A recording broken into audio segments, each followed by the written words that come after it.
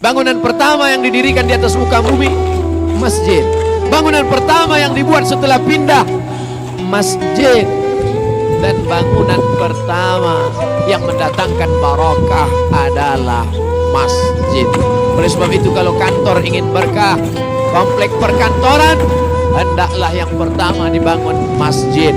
Oleh sebab itu sultan-sultan Melayu ketika mereka mulai menampatkan perahunya di sebuah pantai, yang pertama mereka dirikan adalah masjid. Hari ini kita melihat sejarah-sejarah, mana istana hancur, dipukul ombak, dihembus gelombang, dimakan rayap, lekang karena panas, lapuk karena hujan, tapi masjid masih tetap tegak berdiri. Ini pelajaran penting.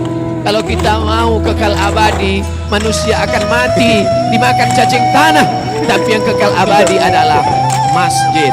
Menunjukkan orang Islam mesti kaya raya, karena yang bisa membangun masjid hanya orang kaya. Yang kaya dengan hartanya. Man bana masjidan, siapa yang membangun masjid, banallah mithlahu baitan fil jannah, maka Allah sudah membangunkan untuknya satu tempat dalam surga. Man bana masjidan, siapa yang membangun masjid dengan hartanya, titik pilu keringatnya, banallah mithlahu baitan fil jannah, dibangunkan untuknya satu tempat dalam surga. Tapi Allah adil. Bagaimana dengan orang miskin yang tak bisa membangun masjid? Man shalla itsnatai asyrata rakaat, siapa yang salat sunat 12 rakaat bil yaumi wal lailah, sehari semalam, siang 12 jam, malam 12 jam, yang laksanakan salat 12 rakaat, 2 rakaat sebelum subuh, 4 rakaat sebelum zuhur, 2 rakaat setelah zuhur, 2 rakaat setelah maghrib, 2 rakaat setelah isya, 12 rakaat salat rawatib qabliyah ba'diyah muakkad setelah salat fardu, sebelum salat fardu.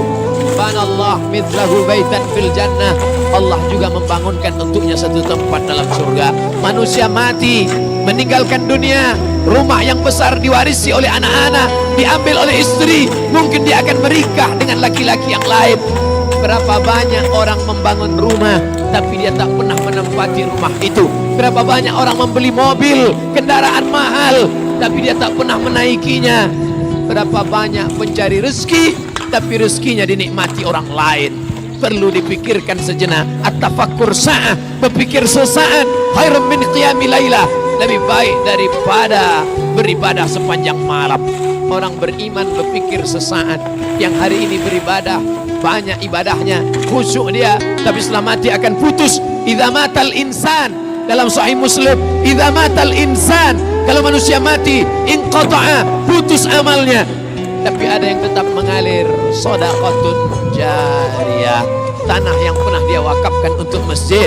Yang tak sanggup memberikan tanah, semen, yang tak sanggup berikan semen, batu bata, pasir, kerikil, sekecil apapun kontribusi kita akan ditunjukkan Allah.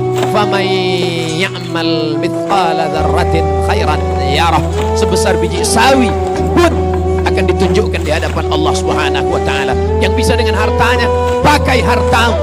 Tapi ada orang yang tak punya harta, tapi dia juga punya kontribusi terhadap masjid. Siapa itu?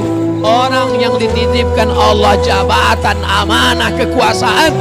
Pakailah untuk menegakkan agama Allah. Agama Allah tidak perlu dibela, Allah tidak perlu ditolong. Huwal Aziz, Allah Maha Perkasa. Huwal Jabbar, Allah Maha Kuasa. Kita mendirikan masjid bukan untuk menolong Allah. Andai kita punya jabatan, tak pernah sekalipun dipakai untuk menolong Allah. Allah tidak perlu kita. Allah Maha Perkasa, Allah Maha Kuasa. Kita menolong agama Allah hakikatnya untuk menolong diri kita. Intan surullah, kalau kau tolong agama Allah, yang surkum, Allah akan menolong kamu. Pada saat kaki tidak dapat tegak berdiri, tak ada yang bisa menolong.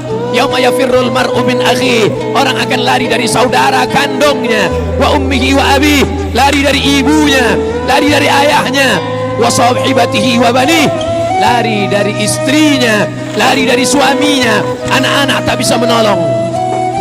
Likulli imri'in minhum yauma idzin sya'nun yughnih, maka pada saat itu yang bisa menolong hanya amal. Salah satu amal yang kekal abadi adalah membangun masjid.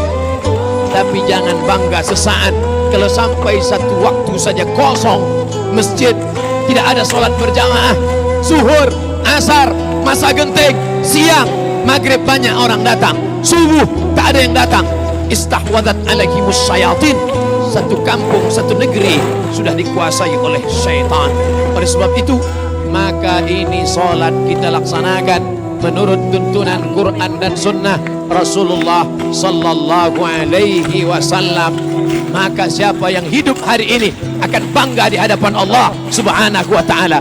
Masjid Nabawi tegak berdiri 1441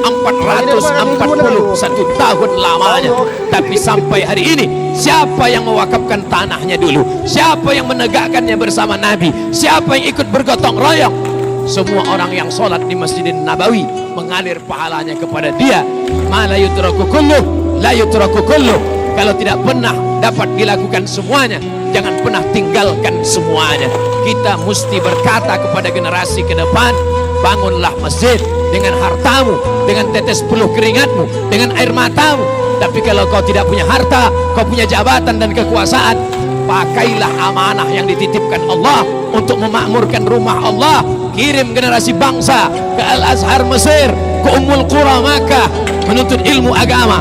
Mereka akan pulang menjadi imam, menjadi khatib, liyuntiru qaumahum, memperingatkan umat, la'allakum yahdharun. Mudah-mudahan mereka mendapatkan peringatan. Malang tak dapat ditolak, untung tak dapat diraih. Ajal kuasa Allah, malaikat maut tiba, kita pun akan mati menghadap Allah. Orang-orang yang mati dalam kubur itu ditanya oleh Allah, hai mayat, hai jenazah, kalau kau diberi kesempatan hidup, mau apa?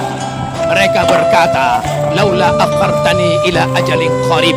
Kalau kau beri aku umur, kalau kau beri aku kesempatan hidup sekejap saja, fa as-saddaqa, aku mau bersedekah, aku mau berwakaf tanah, aku mau membangun masjid.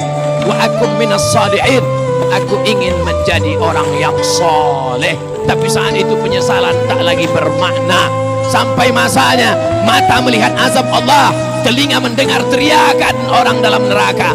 Saat itu orang penghuni neraka berkata, Rabbana, ya Allah, absarna, mata kami sudah melihat azab, wasami'na, telinga kami sudah mendengar teriakan azab, farji'na, balikkan lagi kami ke dunia, na'mal salihah, kami ingin beramal saleh.